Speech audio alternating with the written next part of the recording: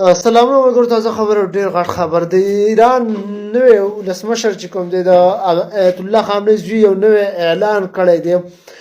هغه په یو آډیو خپرونه کې هغه یو اعلان کړی دی چې زما ښځه او زما مور زما پلار او زما خور زما داسې نور خاندان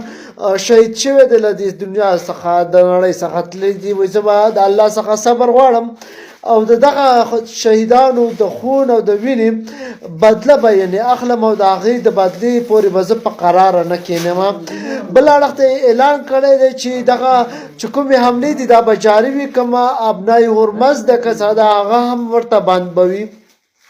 دغه رنګ هغه یو شمېر اعلانونه کړي دي او له دغه چې کوم امریکې سره جنګ دی د دغه پایل کېدو اعلان یې کړی دی او د هغه کې د آیات حواله هم ورکړې چې الله کولی سي چې په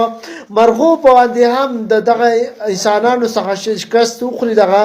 یعنی دغه خلکو اسرائیل او امریکې ته موږ شکست ورکوو الله وایي کافرو ته په مرغو په وساطت باندې هغو ته شکست ورکړی کافرو ته او دغه اسرائیلو یا دغه یهودیانو ته نه وایي انشاءالله وایي موږ هم